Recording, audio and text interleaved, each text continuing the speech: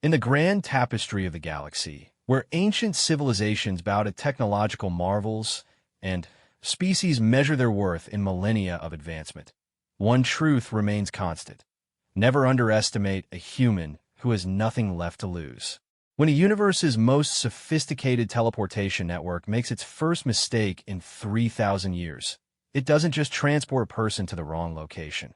It accidentally delivers humanity's most decorated war veteran directly into the heart of the galaxy's most exclusive and supposedly impenetrable sanctuary. What happens when a battle-scarred soldier, still carrying the ghosts of humanity's darkest conflicts, finds himself face-to-face with beings who have never known war, never felt true fear, and certainly never encountered the raw, unstoppable determination that courses through human veins? The answer will reshape everything these advanced civilizations thought they knew about the species they had dismissed as primitive newcomers to the cosmic stage. Marcus Chun felt the familiar tingle of teleportation energy coursing through his body as the transport chamber hummed to life around him. At 62, he had experienced this sensation thousands of times during his 4 decades of military service, but retirement hadn't dulled his awareness of the process.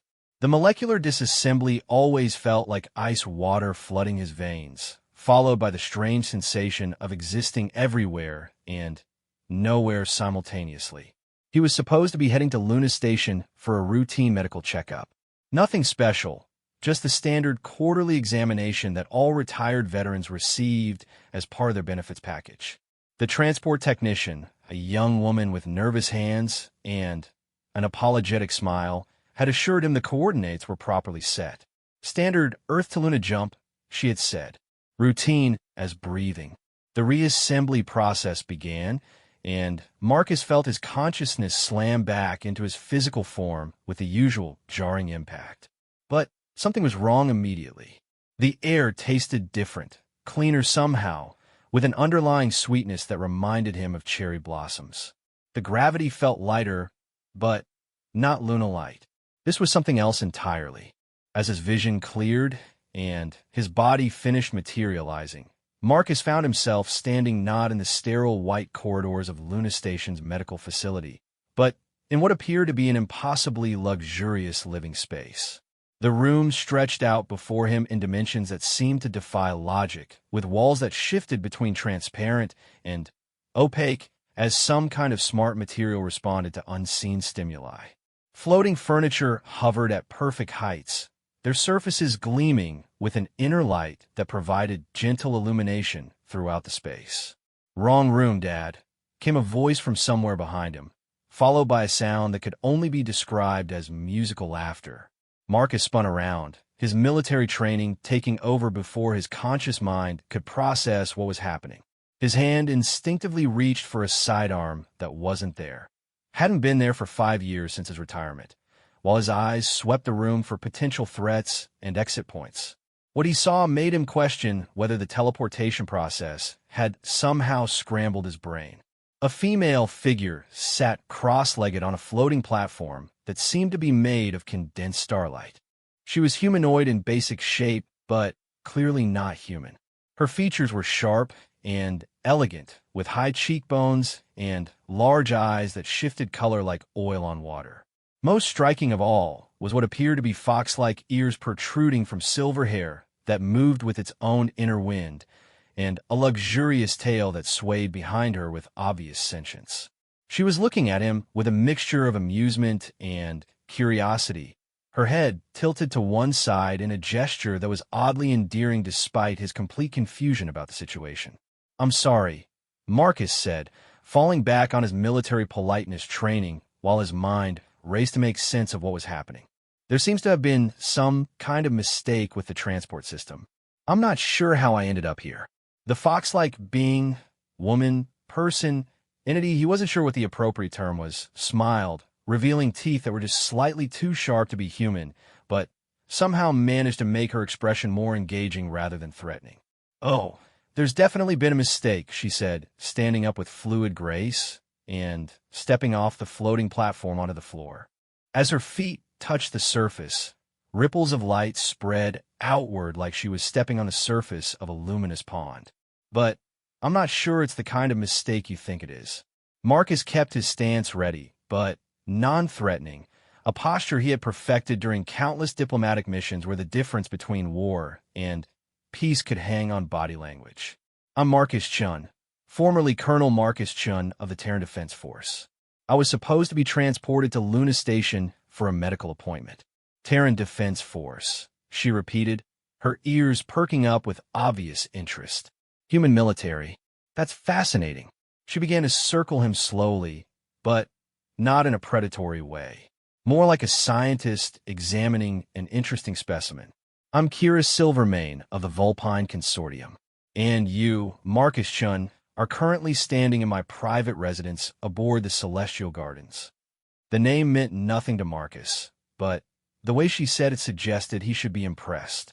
I'm sorry, but I've never heard of the Vulpine Consortium or the Celestial Gardens. Could you tell me what system we're in? I need to contact my people and arrange proper transport. Kira stopped her circling and looked at him with an expression that mixed sympathy with something that might have been pity. Oh, sweet summer human, she said softly. You're not in any system your people know about. The Celestial Gardens is located in what your species would call folded space, a pocket dimension that exists between the normal layers of reality. And the Vulpine Consortium, she paused, seemingly searching for words that would make sense to him. Let's just say we're very, very far from anything Earth considers local space. Marcus felt his stomach drop, but he kept his expression neutral. 40 years of military service had taught him that showing panic, even when it was justified, rarely improved a situation. I see. And how exactly does one accidentally teleport from Earth space to a pocket dimension? That's what makes this so interesting, Kira said, settling back on her floating platform and gesturing for Marcus to take a seat on a chair that materialized out of the floor at just the right height and angle for his comfort. The Celestial Gardens has the most sophisticated transport interdiction system in known space. Nothing gets in here without explicit permission from the Council of Gardens. Nothing. We've had this system in place for over 3,000 Earth years, and it has never, not once, allowed an unauthorized transport. She leaned forward, her color-shifting eyes focusing intently on him. So either your species has developed transportation technology that surpasses anything we've ever encountered, or she trailed off, leaving the sentence hanging. Or what? Marcus asked, settling into the surprisingly comfortable chair while keeping his muscles ready for quick movement. Or there's something about you specifically that the Gardens wanted to meet. The implications of that statement sent a chill down Marcus's spine, but before he could respond, the wall behind Kira shimmered and became transparent, revealing a vista that defied everything Marcus thought he knew about physics and space. Beyond the wall stretched an impossible garden that seemed to exist in multiple dimensions simultaneously. Trees with crystalline bark reached towards skies that shifted between different spectrums of light. Floating islands drifted between layers of reality that bent and folded in ways that made Marcus's eyes water when he tried to track their movement. Beings of various species walked, flew, and moved through the space in ways that suggested gravity was more of a suggestion than a law. Welcome to the Celestial Gardens, Marcus Chun, Kira said softly. The most exclusive retreat in the galaxy, where only the most ancient and powerful beings are permitted to reside. Marcus stared at the impossible view for a long moment before turning back to Kira. And you think this place specifically wanted me here? I think the Gardens don't make mistakes, she replied. Which means either your arrival serves some purpose we don't understand yet, or your species is far more interesting than any of us realized. As if summoned by her words, the air in the room began to shimmer with new energy patterns. Marcus felt the familiar tingle of incoming teleportation, but this time it felt different. More controlled, more purposeful. 3 new figures materialized in the room, each representing a different species, but all carrying themselves with an authority that made Marcus's military senses stand at attention. The first was a being that seemed to be made of living crystal, its faceted surface reflecting light in patterns that hurt to look at directly. The second appeared to be some kind of plant-based life form, with bark-like skin and leaves that moved with their own wind. The third was humanoid, but clearly not human, with skin that seemed to absorb light rather than reflect it, and eyes that burned with inner fire. Kira, the crystal being, spoke with a voice like wind chimes in a hurricane. "We need to discuss this human."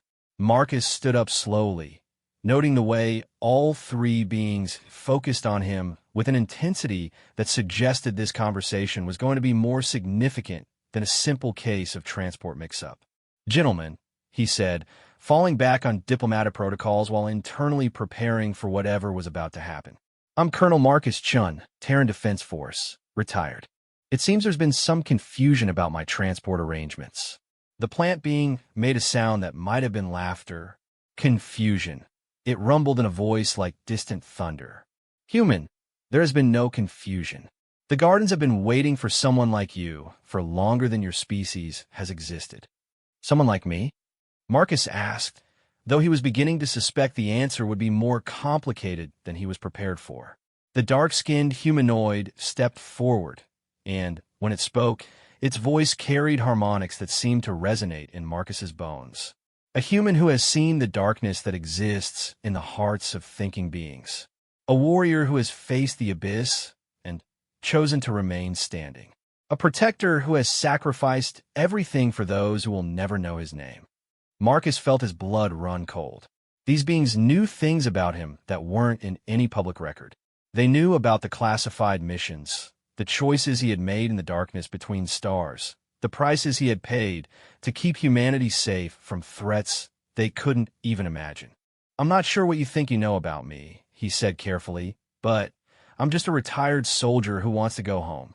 Kira's musical laughter filled the room again, but this time there was something almost sad in the sound. "Oh, Marcus," she said gently, "don't you understand yet? The Guardians don't call to soldiers. They call to Guardians. And Guardians don't get to retire." The crystal being stepped closer, and Marcus could see his reflection multiplied infinitely in its faceted surface. "The galaxy is changing, human. Ancient evils that have slept for eons are beginning to stir. Old alliances are crumbling, and new threats are emerging from the dark spaces between realities. And somehow, the plant being continued, the Guardians have determined that a single human veteran is connected to these coming changes." Marcus looked around the room at the assembled beings, each of them clearly possessing power and knowledge that dwarfed anything in human experience. "What exactly are you asking of me?" The dark humanoid smiled, and when it did, Marcus caught a glimpse of something that might have been respect in those burning eyes. "We're not asking anything, Marcus Chun. The Guardians have already chosen. The question is whether you're ready to discover why." As the being spoke, the walls of the room began to shimmer again, but this time the images that appeared weren't of the impossible garden outside. Instead, Marcus found himself looking at star charts that showed the galaxy in ways he had never seen before. Ancient shipping lanes that connected civilizations across impossible distances. Dead zones where entire systems had gone silent. And, threading through it all, a pattern that his tactical mind immediately recognized as the movements of something vast and hostile. "What am I looking at?" he asked, though part of him already knew the answer. "War," Kira said simply. "The kind of war that doesn't just destroy civilizations. It destroys the very concept of civilization itself." Marcus studied the charts for a long moment, his military training automatically analyzing the strategic implications of what he was seeing. When he looked back at the assembled beings, his expression had changed from confusion to the kind of focused intensity that had made him one of the most successful officers in Terran military history. "And you think I can help with this somehow?" The crystal being pulsed with light that might have been amusement. "Human, we don't think you can help. We know you're the key to everything. The question is whether you're ready to learn why the universe needs its guardian to wake up." Marcus spent the next several hours in what Kira called a memory synchronization chamber, though he wasn't entirely sure what was being synchronized or with what. The process felt like having his brain gently disassembled and put back together, but when it was finished, he found himself with access to information that should have been impossible for any human to possess. The Celestial Gardens weren't just a retreat for powerful beings. They were a fortress, a sanctuary, and, most importantly, a prison. Built in the space between realities by a coalition of the galaxy's most ancient civilizations, the gardens served as both a refuge for those who had transcended normal existence and a containment facility for threats too dangerous to be destroyed. The problem, explained Zerath, the crystal being who had introduced himself as the current keeper of the deep vaults, is that our prison is failing. They sat in what Kira called the observatory, a dome-shaped room that provided a three-dimensional view of normal space around their pocket dimension. Stars wheeled overhead in patterns that Marcus's enhanced knowledge now told him represented dozens of galactic civilizations, each marked with symbols indicating their current status and threat level. Too many of those symbols were flashing red. Failing how? Marcus asked, though the tactical part of his mind was already beginning to piece together the implications from the data streams flowing through his consciousness. Thymos, the plant being who served as the garden's strategic coordinator, rustled his leaves in what Marcus had learned was a gesture of deep concern. The entities we contained here were imprisoned not just by technology, but by a specific type of consciousness. A guardian consciousness that could understand both the nature of protection and the nature of sacrifice. The original guardian was human, added Vex, the dark-skinned humanoid whose official title was something like Warden of Impossible Things. Or rather, what humans were before your species forgot what it truly means to stand watch. Marcus felt a chill run down his spine. What do you mean, what humans were before? Kira leaned forward from her floating platform, her fox-like features serious for the first time since he had met her. Marcus, what do you know about human prehistory? I mean, really know, not the archaeological theories your scientists have constructed. The standard evolution model, Marcus replied carefully. Homo sapiens emerging from earlier hominid species, developing technology and culture over the past few 100,000 years. Wrong. Zerath's chiming voice cut through the air like broken glass. Humans are not native to Earth. Your species was seeded there approximately 50,000 years ago by a civilization that had already transcended physical existence. The words hit Marcus like a physical blow, but before he could respond, the air around them shimmered and filled with holographic images. He saw scenes that looked like Earth, but not quite. The continents were in the wrong places, and the sky held two moons instead of one. The original human homeworld was called Terra Vigilis. Vex explained as the images shifted to show cities that dwarfed anything in human imagination. Your ancestors were designed as the ultimate guardians, beings capable of understanding both the light and dark aspects of existence, of making the impossible choices that keep civilization stable. What happened to them? Marcus asked, though he suspected the answer would be painful. They succeeded too well, Thymos said sadly. They became so good at protecting others that they forgot how to protect themselves. When the void touched finally broke through the barriers between realities, the Terrans fought them to a standstill, but the cost was everything they had built. The holographic display changed again, showing scenes of devastation that made Marcus's worst memories of human warfare look like children's games. Entire star systems consumed by darkness that moved with malevolent intelligence. Fleets of ships that seemed to be made of crystallized despair engaging enemies that existed partially outside of normal space. The last act of the Terran civilization was to scatter their people across the galaxy, Kira said softly. Most were placed on worlds where they would develop naturally, growing into new civilizations that might one day reclaim their heritage. But some were placed on worlds like Earth, where they would remain isolated until the galaxy needed its guardians again. Marcus stared at the images for a long moment, watching his species' true ancestors fight and die against horrors that defied description. And you think that's what's happening now? The galaxy needs its guardians? We don't think it, Zerath replied. We know it. The void touched are stirring again. Our sensors have detected their influence in 17 different sectors over the past standard year. And the containment systems here in the gardens are beginning to resonate with their awakening.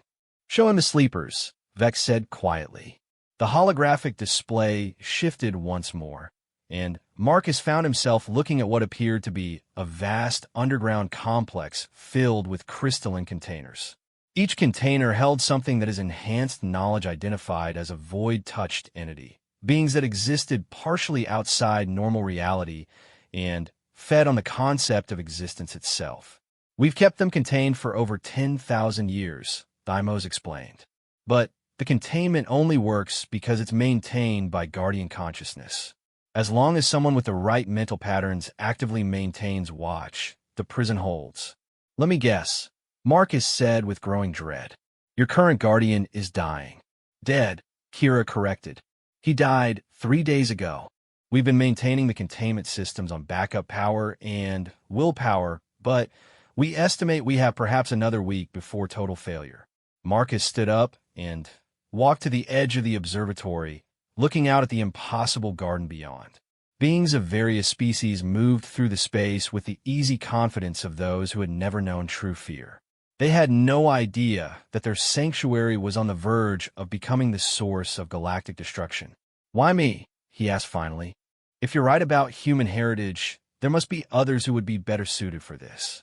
People who haven't spent 40 years learning how to kill things. That's exactly why it has to be you, Vex said, stepping up beside him. Guardian consciousness isn't about being pure or innocent, Marcus. It's about understanding the necessity of difficult choices. It's about being willing to do what needs to be done, regardless of the personal cost. Your military record, Zayrath added, shows a pattern of decisions that prioritize the protection of others over personal advancement, survival, or glory. That's Guardian thinking. Plus, Kira said with a return of her earlier humor, you're the first human to successfully penetrate our interdiction system. The Guardians chose you, remember? That's not something that happens by accident. Marcus turned back to face the assembled beings. What exactly would this Guardian role entail? And don't give me vague, mystical descriptions. I need tactical details. Thymos rustled with what might have been approval. Direct mental interface with the containment system. You would need to live here permanently, maintaining conscious contact with the prison matrix at all times. The sleepers test the barriers constantly, probing for weakness. A guardian's job is to reinforce those barriers through directed will and understanding. In practical terms, Vex continued, you would be engaged in constant psychological warfare with entities that have spent millennia perfecting the art of mental manipulation. They will try to convince you that releasing them would be merciful. They will show you visions of the suffering their continued imprisonment causes.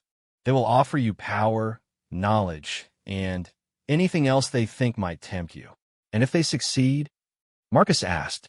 Galactic civilization ends, Zayrath said simply. Not quickly, not cleanly. The void touched don't destroy reality directly. They corrupt it. They turn existence itself into something that wishes it could die, but can't. Marcus walked back to his chair and sat down heavily. The weight of what they were asking settled on him like a physical burden. Give up any chance of a normal retirement, any possibility of returning to Earth, any hope of reconnecting with the few family members he had left. In exchange, he would become the sole barrier between the galaxy and a threat that could unmake reality itself. There's more, Kira said gently. The Guardian position comes with significant modifications. Modifications? To maintain the mental interface, Thymos explained, your consciousness would need to be enhanced beyond normal human parameters. You would retain your essential self, but you would also gain access to the accumulated knowledge and experience of every previous Guardian. How many previous Guardians? 47, Vex replied, representing 15 different species across the past 10,000 years. Their memories, their understanding, their tactical knowledge, all of it would become part of you. Marcus felt his breath catch. The idea of carrying the mental weight of 47 lifetimes was staggering. Would I still be me? Yes and no, Zayrath said with characteristic directness. Your core personality would remain intact, but you would no longer be limited by a single lifetime of experience. You would understand the galaxy in ways that no unenhanced being could comprehend. Think of it as the ultimate military intelligence briefing, Kira said with a slight smile. Except instead of learning about current threats, you'd be learning about the fundamental nature of existence itself. Marcus was quiet for a long moment, studying the star charts that still flickered around them. His tactical mind was already working through the implications, the strategic necessities, the terrible logic of the situation. If these beings were telling the truth, and everything his enhanced knowledge told him suggested they were, then this wasn't really a choice. This was a mission briefing for an assignment that happened to last the rest of his life. How long do I have to decide, he asked. The containment systems are currently operating at 67% efficiency, Thymos reported. Based on current degradation rates, we estimate complete failure in approximately 6 standard days. And the enhancement process? 3 days, Vex said. It's not something that can be rushed without risking your sanity. Marcus did the math and felt his stomach tighten. If he agreed, he would have exactly 1 day to prepare for a role that would define not just the rest of his life, but potentially the fate of galactic civilization. There's something else you should know, Kira said, her voice unusually serious. The previous Guardian didn't die of natural causes. The words hung in the air like a death sentence. Marcus looked at each of the beings in turn, reading their expressions as best he could across species barriers. What happened to him? We're not entirely sure, Zerath admitted. His body was found in the Guardian chamber with no signs of external trauma. But there were indications that he had been engaged in some kind of massive psychological battle just before his death. The sleepers have been getting stronger, Thymos added, more sophisticated in their attacks. We believe they may have developed new methods of mental assault. So you're asking me to take a job that just killed my predecessor under mysterious circumstances to face enemies that are actively evolving their attack methods, with no backup and no relief rotation. Yes, Vex said simply. Marcus stood up again and walked to the center of the observatory. Around him, the star charts continued their slow dance, showing the positions of civilizations that depended on decisions made in this hidden sanctuary. Billions of beings living their lives in complete ignorance of the forces that could destroy them all. He realized exactly the kind of mission he had been training for his entire military career. The only difference was the scale. I need to see the Guardian chamber, he said finally. And I want to talk to whatever records the previous Guardian left behind. If I'm going to do this, I need to understand exactly what I'm walking into. Kira's ears perked up with obvious relief. Does that mean you're accepting? Marcus turned to look at her, and for the first time since arriving in this impossible place, he allowed himself a small smile. Lady, I've spent 40 years standing between humanity and things that wanted to destroy us.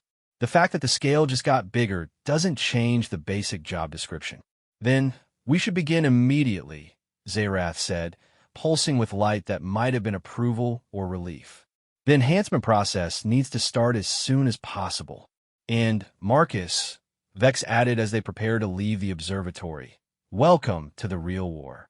As they moved through the corridors of the Celestial Gardens toward the Guardian Chamber, Marcus couldn't shake the feeling that he was walking toward his own transformation into something that would still be him, but would also be something far greater and far more terrible than he could currently imagine. The galaxy needed a guardian, and Marcus Chun was about to discover what it truly meant to stand watch over existence itself. The Guardian Chamber lay deep beneath the Celestial Gardens, accessible only through a series of transport platforms that descended through layers of reality like an elevator moving through dimensions. Marcus felt this strange sensation of passing through barriers that weren't quite physical, each transition marking another level of security and isolation from the normal universe. The chamber exists in a state of quantum suspension, Zerath explained as they descended. Partially in our dimension, partially in the void between realities. It's the only way to maintain direct contact with the sleepers without risking contamination of normal space. Marcus nodded, though the explanation did little to ease the growing sense of unreality that surrounded everything about his situation. 3 days ago, he had been a retired soldier looking forward to a routine medical checkup. Now he was voluntarily walking toward a transformation that would make him the sole guardian of galactic civilization. The final transport platform came to rest in what appeared to be a vast spherical chamber carved from some kind of black stone that seemed to absorb light rather than reflect it. At the center of the sphere sat a chair that looked deceptively simple. Elegant curves of what might have been metal or crystal, surrounded by a complex array of devices that hummed with barely contained energy. "The Guardian Throne," Kira said softly. "Every being who has ever sat in that chair has left a part of themselves in the Matrix. Their knowledge, their experience, their understanding of what it means to stand watch against the impossible." Marcus walked slowly around the chair, studying the various interfaces and connection points. His enhanced knowledge provided technical details about the systems involved, but the reality of what he was seeing still felt overwhelming. This wasn't just advanced technology. This was something that existed at the intersection of science and consciousness, matter, and meaning. "Where's the previous Guardian's body?" he asked. Vex gestured toward a platform near one wall where a humanoid figure lay, covered by what appeared to be a shroud made of condensed starlight. "Guardian Valdris of the Corvani Republic. He served for 47 standard years before his death." Marcus approached the platform and carefully pulled back the shroud. The figure beneath was humanoid, but clearly not human, blue-tinged skin, elongated features, and what appeared to be gills along the neck. But what struck Marcus most was the expression on the being's face. Even in death, Valdris looked like he was fighting something. "He died during meditation," Thymos explained. "The monitoring systems show massive neural activity in the moments before death, but no external threats were detected." Marcus studied the dead Guardian for a long moment, noting details that his military training automatically cataloged. No signs of physical trauma, but clear indicators of extreme stress. The being's hands were clenched, his muscles rigid even in death. "How often do the sleepers attempt to break containment?" "Constantly," Zayrath replied. "But the intensity varies. Sometimes it's like background noise, constant pressure that can be maintained through routine mental discipline. Other times, they coordinate major assaults that require the Guardian's full attention and capability." Valdris was dealing with an assault when he died. "The largest we've ever recorded," Vex said grimly. "The monitoring systems detected 7 separate sleepers working in coordination. That's unprecedented. Usually they're too alien to each other to achieve real cooperation." Marcus felt a chill run down his spine. If the entities in containment were learning to work together, the threat level had just increased exponentially. "Have they attempted any coordinated breaks since his death?" "3, Kira said. "Each one stronger than the last. We've managed to maintain containment using backup systems and the combined will of everyone in the gardens, but it's not sustainable." "Show me the containment level."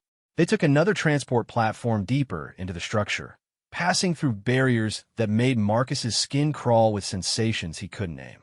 The air grew colder as they descended, and he began to hear something that might have been whispering at the very edge of perception. The containment level was a vast cavern filled with crystalline structures that pulsed with internal light. Each structure contained something that Marcus's enhanced knowledge identified as a void-touched entity, but actually looking at them was nearly impossible. His eyes seemed to slide off their forms, and when he tried to focus directly on any individual container, he felt a sense of vertigo that threatened to overwhelm him. "Don't look directly at them for too long," Vex warned. "Even contained, they exert an influence on consciousness. Unprotected minds can be damaged by extended exposure." Marcus counted the containers as best he could, estimating somewhere around 30 individual entities. Each one represented a threat that could potentially destroy entire civilizations if released. The weight of responsibility settled on his shoulders like a physical burden. "What exactly are they?" he asked. "Beings that evolved in the spaces between realities," Thymos explained. "They don't exist in the same way we do. They're more like living concepts. Hunger given form, despair with consciousness, the desire to unmake existence itself shaped into entity. They feed on the concept of existence, Zerath added. Not just living beings, but the fundamental structures that allow reality to function. Space, time, causality, all of it becomes food for their hunger. As if responding to the discussion, the whispers at the edge of perception grew louder. Marcus began to make out individual voices, each one speaking in languages he didn't recognize but somehow understood. Let us free, guardian who will be. We offer such beautiful endings. Asterisk, why do you choose to suffer when release is so simple?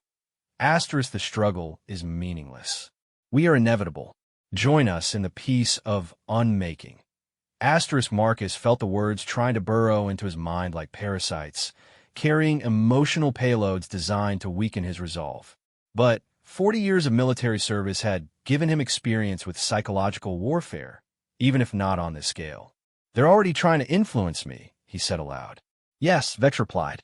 They can sense potential guardians. The stronger you become, the more attention they'll pay to you. Is this what killed Valdris? Coordinated psychological assault. We believe so, Kira said. But we won't know for certain until you undergo the enhancement process and can access his final memories. They returned to the Guardian Chamber, where Marcus spent several more hours studying the technical specifications and theoretical framework of the Guardian system. The more he learned, the more he understood that what they were asking of him wasn't just difficult. It was something that existed at the very limits of what consciousness could endure. The enhancement process, he said finally. Walk me through it step by step. Zerath pulsed with light that might have been nervousness. Neural interface establishment, consciousness expansion, memory integration, and, finally, system bonding. Each stage carries significant risks. What kind of risks? Mental fragmentation, Thymos listed grimly. Personality dissolution, consciousness overflow, temporal displacement syndrome, and in approximately 12% of cases, complete neural collapse. Marcus absorbed this information with the same calm focus he had brought to every dangerous mission in his military career. And if the process succeeds, you become something unprecedented, Vex said. A guardian with the tactical experience of a human military veteran, enhanced with the accumulated knowledge of 47 previous guardians. The sleepers have never faced anything like what you could become. Could being the operative phrase, Kira added. There's no guarantee that the combination of human consciousness with guardian enhancement will be stable. Marcus nodded and walked back to the chair at the center of the chamber. He placed his hands on its armrests and felt a faint tingle of energy, as if the device was already beginning to recognize him as its intended occupant. How long do I have to make the final decision? The enhancement process needs to begin within the next 6 hours, Zerath said. The containment systems are degrading faster than we anticipated. Marcus closed his eyes and let his mind drift over everything he had learned in the past few days. The scope of the threat, the necessity of the guardian role, the terrible cost of both success and failure. It was in many ways the ultimate military decision, except a mission that would likely destroy him in order to protect everyone he had sworn to defend. When he opened his eyes, he found all 4 beings watching him with expressions of hope and fear. I have conditions, he said. Name them. Vex replied immediately. First, I want a complete record of everything that happens during the enhancement process. If something goes wrong, future candidates need to know what to expect. Agreed. Second, I want regular communication protocols established with Earth and the rest of human space. They need to know what's happening out here, even if they can't do anything about it. That will require significant security considerations, Zerath said, but it can be arranged. Third, I want a backup plan. If the sleepers manage to compromise me, there needs to be a way to prevent them from using the guardian position to their advantage. Kira's ears flattened against her head. Marcus, what you're asking for is a dead man's switch, Marcus said calmly. If I become a liability, the system needs to be able to eliminate me before I can do more damage. The four beings exchanged glances that spoke of rapid, silent communication. Finally, Vex nodded slowly. Such protocols can be established, though we hope they will never be necessary. So do I, Marcus said. But hope isn't a strategy. He settled back into the chair and felt systems beginning to activate around him. Tendrils of energy reached out from various connection points, hovering just inches from his skin as the enhancement apparatus prepared to bond with his nervous system. Any final questions? Deimos asked. Marcus thought for a moment, then smiled grimly. Yeah, when this is over, will I still like coffee? Kira's musical laughter filled the chamber. Oh, Marcus, I think that's the least of what's going to change about you. Then, let's get started, he said. I've got a galaxy to protect. The tendrils of energy made contact with his skin, and Marcus Chun felt his consciousness begin to expand beyond anything he had ever imagined possible. Memories that weren't his own flooded through his mind. 47 lifetimes of knowledge, experience, and understanding. He saw the galaxy through eyes that had witnessed the rise and fall of civilizations, felt the weight of decisions that had shaped the course of history itself. And through it all, he maintained his core sense of self, a soldier who had sworn to stand between the innocent and those who would do them harm. That oath had brought him to Luna Station for a routine medical checkup. It had carried him through 40 years of military service. Now it would sustain him through a war that most of the galaxy didn't even know was being fought. The enhancement process continued through what felt like hours or centuries, time becoming fluid as his consciousness adapted to its new parameters. When it finally ended, Marcus Chun remained Marcus Chun, but he was also something far more than he had ever been. He was the Guardian, and the real war was just beginning. Marcus opened his eyes to find that the world had fundamentally changed. Not the physical world. The Guardian chamber still surrounded him with its black walls and humming energy, and Kira, Zerath, Vex, and Deimos still stood in their positions around the throne. But his perception of reality had expanded beyond anything his human brain should have been able to process. He could feel the sleepers in their containment, each one a point of concentrated malevolence pressing against barriers that suddenly seemed far more fragile than before. Their whispers were no longer background noise, but clear, distinct voices speaking in harmonics that bypassed language entirely and communicated pure meaning. The new Guardian awakens. How delicious! Aster's human patterns, but enhanced beyond species limitations. Fascinating. Asterisk, you feel us now, don't you, Guardian? Feel how desperately we wish to be free. Asterisk Marcus stood slowly, testing his balance as his consciousness adjusted to its new parameters. Along with his own memories, he now carried the accumulated experience of 47 previous Guardians. He remembered his first day as Guardian Korath of the Crystal Union, the terror and excitement of accepting this responsibility 1,500 years ago. He remembered the final moments of Guardian Valdris, the overwhelming assault that had ultimately claimed his life. How do you feel? Kira asked, her fox-like features showing obvious concern.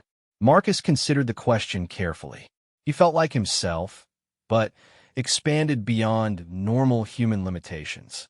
The tactical awareness that had served him through decades of military service now encompassed not just immediate threats, but patterns that stretched across galactic history. Different, he said finally, but still me.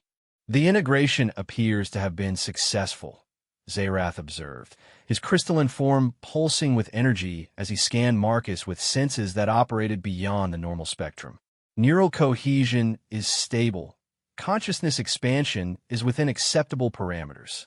And the containment systems? Marcus asked, though part of him already knew the answer. His new awareness extended directly into the prison matrix, showing him the precise status of every barrier and restraint. Responding to your presence, Vex replied with obvious relief. Containment integrity has increased to 87% and rising. Marcus nodded, feeling the familiar comfort of systems responding to his commands. It was like taking over a new tactical position, but on a scale that encompassed the fundamental structure of reality itself. "You think you understand what you've become?" Asterisk whispered one of the sleepers. Asterisk, but guardianship is more than maintaining barriers. It's about making choices that will haunt you through eternities. Asterisk, they're already trying psychological warfare, Marcus said aloud. They always do, Thymos confirmed.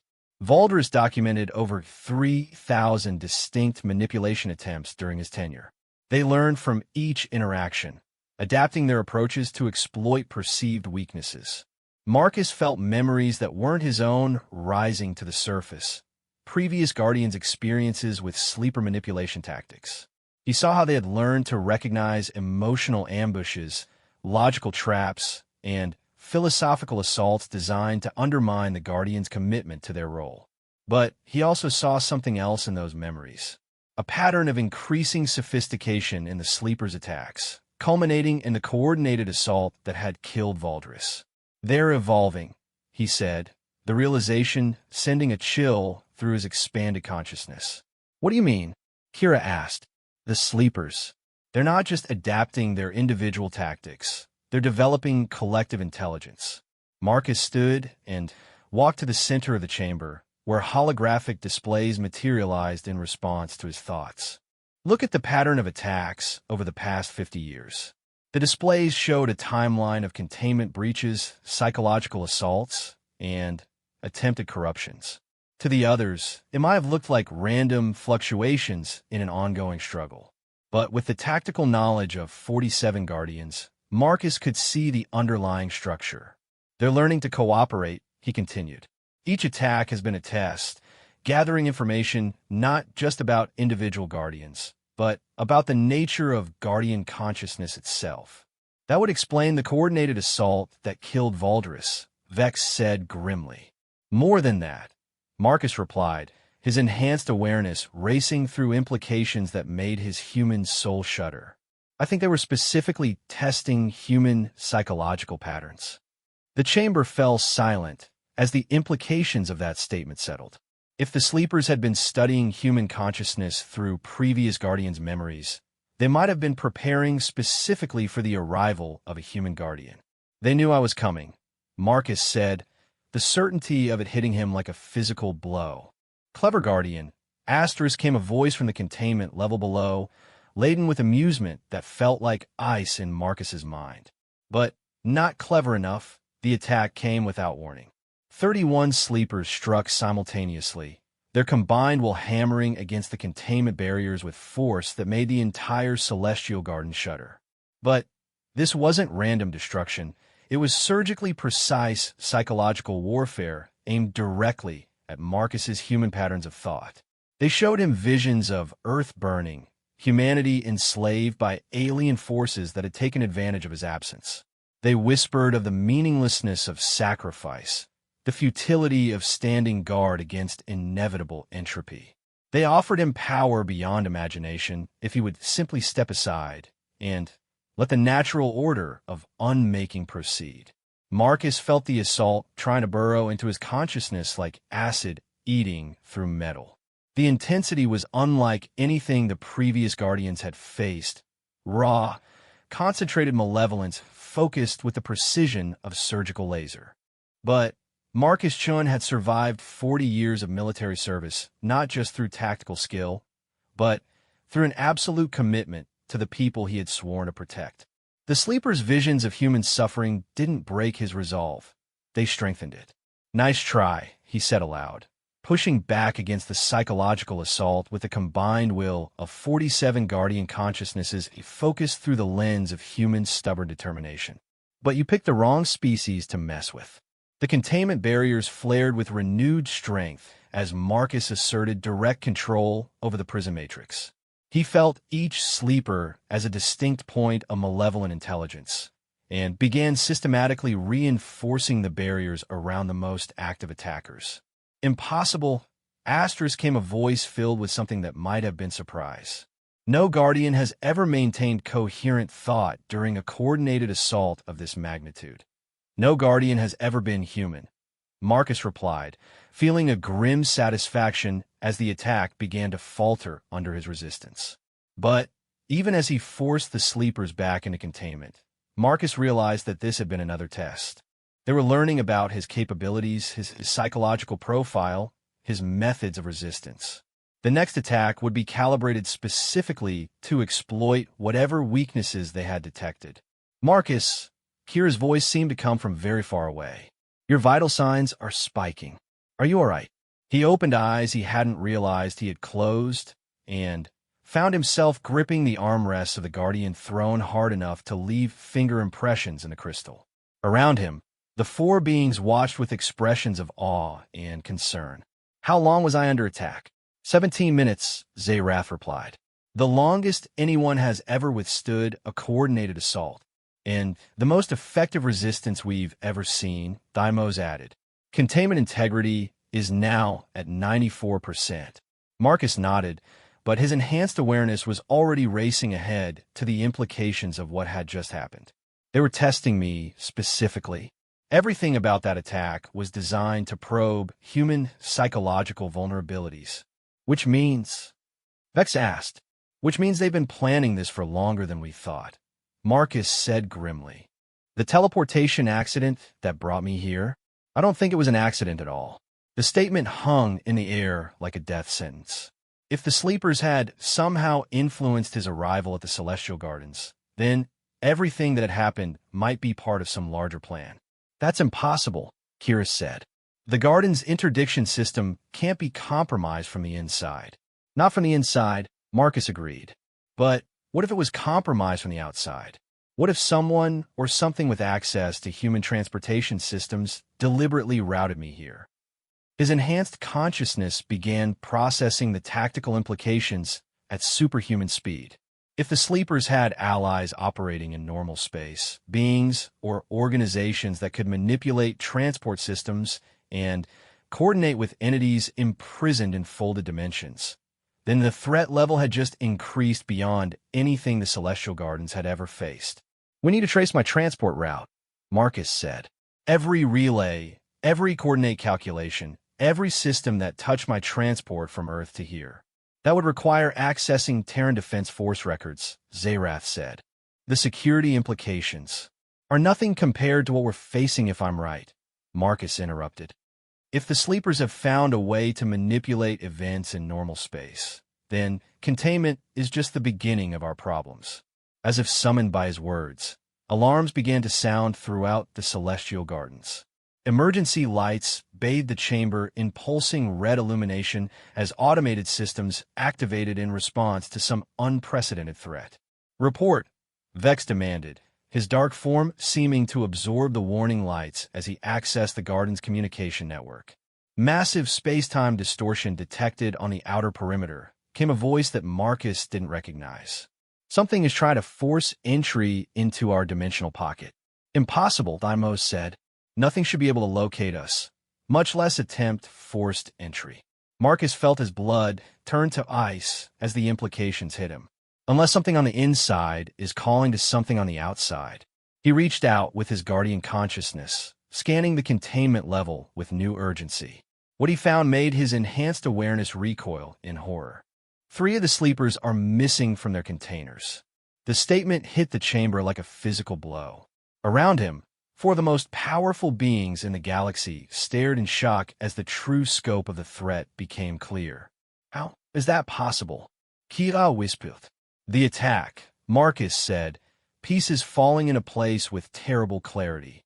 The psychological assault wasn't trying to break my will. It was a distraction, keeping my attention focused while they executed a breakout. Very good. New Guardian. Asterisk came a voice that no longer originated from the containment level, but from somewhere in the gardens above. But you're still thinking too small. The lights went out, plunging the Guardian chamber into darkness that seemed to have weight and substance. When the emergency illumination flickered back on, they were no longer alone. 3 figures stood at the entrance to the chamber, humanoid in basic shape, but wrong in every detail that mattered. Their forms seemed to exist partially outside normal space, casting shadows that moved independently and speaking with voices that bypassed the ears and resonated directly in the mind. Hello, Guardian Chun, said the figure in the center, its words dripping with malevolent amusement. We've been so looking forward to meeting you. Marcus stood slowly from the Guardian throne, feeling the weight of 47 lifetimes of experience, focusing through his human determination. Around him, his allies readied themselves for a battle that would determine not just the fate of the Celestial Gardens, but the future of galactic civilization itself. Well, he said, falling back on the grim humor that had sustained him through decades of impossible missions, I guess retirement is officially over. The real war had begun, and Marcus Chun was about to discover just what it meant to be humanity's guardian in a galaxy that had forgotten how dangerous humans could be. The three escaped sleepers moved with a fluid grace that hurt to watch, their forms shifting between dimensions in ways that made Marcus's eyes water even with his enhanced perceptions. They had taken humanoid shapes, but everything about them was wrong. Too tall, joints that bent in impossible directions, and eyes that held depths that seemed to extend beyond the boundaries of normal space. You cannot imagine how long we have waited for this moment, said the central figure, its voice carrying harmonics that tried to induce despair directly into Marcus's nervous system. A human guardian, enhanced with the memories of those who came before. You are the key to everything. Marcus felt his enhanced consciousness analyzing the tactical situation within human speed. 3 sleepers loose in the gardens, 28 still contained but straining against barriers that were weakening by the second, and whatever was forcing its way through the dimensional perimeter getting closer with each passing moment. Kira, get word to the evacuation protocols, he said without taking his eyes off the sleepers. All non-essential personnel need to reach the emergency translocation points. Marcus, she started to protest. That's an order, he said with the authority of 47 guardians speaking through him. This is about to become a war zone. The lead sleeper laughed, a sound like reality tearing at the seams. Oh, Guardian Chun, this became a war zone the moment you accepted your role. You simply didn't understand the nature of the war. Enlighten me, Marcus said, his hand moving instinctively toward where his sidearm would have been during his military service. Instead, he found something far more dangerous, direct access to the power systems that maintain the fundamental structure of the Celestial Gardens.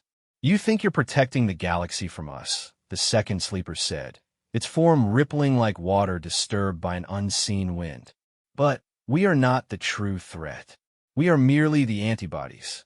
Antibodies, Zayrath demanded, his crystalline form pulsing with light as he prepared for battle. Reality is sick, dear crystal singer, the third sleeper explained with mock patience. Existence has become so cluttered with meaning, so weighted down with consciousness and purpose, that the natural order screams in agony. We exist to cure this disease. Marcus felt memories that weren't his own rising to the surface. Previous guardians who had heard similar speeches, philosophical justifications for universal extinction dressed up as mercy. But there was something different this time, an undercurrent of truth that made his enhanced awareness recoil. You're not lying, he said with growing horror. You actually believe that. Of course we believe it, the lead sleeper replied. Because it's true. The universe was never meant to support the weight of so much consciousness, so much meaning. Every thinking being that comes into existence adds to the burden, pushing reality closer to a collapse that will make our hunger seem gentle by comparison. So you're destroying civilizations to save them? We're preventing a greater catastrophe, the second sleeper said. When reality finally breaks under the weight of accumulated meaning, everything will end. Not just living beings, but the very concepts that allow existence to function. We offer a kinder ending. Marcus felt his human soul rebel against the logic even as his enhanced consciousness recognized the terrifying possibility that they might be right.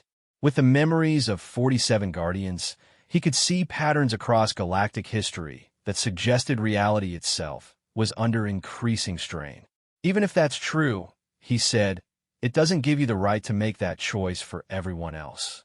Rights, the third sleeper mused. Another meaningless concept, that weighs down the universe. You cling to such things because you cannot bear the truth of your own cosmic insignificance. The philosophical debate was interrupted by a sound that made everyone in the chamber freeze. The deep, resonant tone of the garden's outer perimeter finally failing. Whatever had been trying to force entry had succeeded. "Ah," the lead sleeper said with satisfaction. "Our ally arrives." The chamber filled with new energy signatures as someone or something materialized in the space between the Guardian throne and the entrance. Marcus felt his enhanced consciousness recoil as it encountered a presence that felt wrong in ways he couldn't immediately classify. When the materialization completed, he found himself facing what appeared to be a human woman in an elaborate military uniform. She was tall, elegant, and carried herself with the confidence of someone accustomed to command. But there was something in her eyes that made Marcus's tactical instincts scream warnings. "Guardian Chun," she said with a smile that didn't reach those wrong eyes. "Admiral Sarah Voss, Terran Deep Space Command. I'm here to bring you home." Marcus felt ice form in his veins. Terran Deep Space Command didn't exist, at least not in any military structure he knew about. And, more importantly, no human should have been able to penetrate the Garden's defenses. "You're not human," he said flatly. "I'm human enough," she replied, "though perhaps not in the way you understand the term." "She is what humans could become," the lead sleeper explained with obvious pride. "Given proper guidance and freed from the burden of false morality." Admiral Voss stepped closer to Marcus, and he could feel something radiating from her that made his enhanced consciousness recoil. She felt like a human who had been hollowed out and filled with something else, something that wore human form but had abandoned everything that made humanity worth protecting. "You think you're protecting the galaxy, Marcus," she said, her voice carrying the cadences of human speech, but lacking any warmth or genuine emotion. "But you're actually preventing its evolution. The sleepers aren't our enemies. They're our teachers." "Teachers of what?" "How to let go," she said simply. "How to release the burden of existence and find peace in unmaking." Marcus felt his human stubbornness rise to meet this philosophical assault. "And what if I like existing?" "Then you're suffering from the same delusion that has infected every sapient species," Admiral Voss replied. "The belief that consciousness and meaning have value in and of themselves." "They do have value," Kira said from behind Marcus, her fox-like features set in determined lines. "I've seen what universes without meaning look like. They're not peaceful, they're empty." "Empty is better than screaming," the second sleeper said. "And reality is screaming, little fox singer. Can you not hear it?" Marcus realized with growing horror that he could hear it. With his enhanced consciousness, he could perceive the strain that existence itself was under, the way space-time groaned beneath the weight of accumulated consciousness and meaning. The universe was indeed approaching some kind of critical threshold, but he could also perceive something else, the intricate beauty of that same consciousness, the way meaning and purpose created patterns of almost incomprehensible complexity and wonder. The universe might be struggling under the weight of sapient life, but it was also being transformed into something magnificent. "You're right that reality is under strain," he said finally, "but you're wrong about the solution." "Oh," Admiral Voss asked with mock interest. "The universe isn't dying from consciousness," Marcus said, feeling certainty crystallize in his enhanced awareness. "It's evolving into something new, and you're trying to abort the process because you're afraid of what it might become." The sleepers exchanged glances that rippled with nonlinear communication. When they turned back to Marcus, their expressions had shifted to something that might have been genuine concern. "You don't understand the magnitude of what you're suggesting," the lead sleeper said. "If reality continues to evolve in this direction, the fundamental laws that govern existence will break down completely. And that terrifies you," Marcus realized. "Because if the laws of reality change, beings like you might not be able to exist in the new universe." "This isn't about self-preservation," Admiral Voss snapped, her human facade slipping to reveal something cold and alien underneath. This is about preventing cosmic catastrophe. No, Marcus said, standing up from the Guardian throne and feeling power flow through him like electricity through a circuit. This is about control. You want to kill the universe to prevent it from growing beyond your ability to comprehend it. The philosophical argument was interrupted by the sound of systems failing throughout the celestial gardens. The containment barriers around the remaining sleepers were weakening rapidly, and Marcus could feel malevolent intelligences pressing against the weakened restraints. "Choose quickly," Guardian Shun, the lead sleeper, said. "Join us willingly, and we will make the ending swift and painless. Resist, and you will watch every civilization in the galaxy slowly consumed by forces they cannot understand." Marcus looked around the chamber at his allies, Kira with her fox-like determination, Zerath pulsing with crystalline resolve, Vex radiating dark power, and Thymos rustling with ancient wisdom. Beyond them, he could feel the presence of every being in the celestial gardens, all of them depending on decisions made in this moment. "I've got a better idea," he said, reaching out with his enhanced consciousness to touch the deepest levels of the garden's power systems. "How about I show you what a human guardian can really do?" He opened himself completely to the accumulated knowledge and experience of 47 previous guardians, letting their combined will flow through his human determination and tactical expertise. The Guardian throne blazed with light as systems that had never been pushed to their full capacity suddenly activated. "Impossible, Admiral vos whispered. No single consciousness can channel that much power." "You're right," Marcus said as energy coursed through every cell of his body. "No single consciousness can. But I'm not alone." He felt the presence of every previous guardian rising within his enhanced awareness. Korath of the Crystal Union, Valdris of the Corvani Republic, and 45 others, all of them lending their strength to this moment. "We are the Guardians," he said, his voice carrying harmonics that made reality itself ring like a struck bell. "We stand between the light and the darkness, between existence and the void, and we do not yield." The power that erupted from the Guardian throne washed over the chamber like a tsunami of pure will. The three escaped sleepers shrieked as they were forcibly returned to their containment, their forms dissolving under the weight of focused Guardian consciousness. Admiral Voss tried to resist, her human facade finally falling away to reveal something that existed partially outside normal space. But even with her alien nature exposed, she was no match for the combined will of 48 Guardians focused through human stubborn determination. "This isn't over," she snarled as the power forced her back toward whatever dimension she had emerged from. "Reality will break, and when it does, you'll understand that we were trying to save you." "Maybe," Marcus said as the last traces of her presence faded from the chamber. "But that's not your choice to make." The immediate threat ended. Marcus turned his attention to the broader crisis. Throughout the Celestial Gardens, systems that had been damaged during the assault were already beginning to repair themselves. The containment barriers around the remaining sleepers strengthened to levels that exceeded anything in the Garden's history. "Is it over?" Kira asked, her voice small in the aftermath of cosmic forces being unleashed.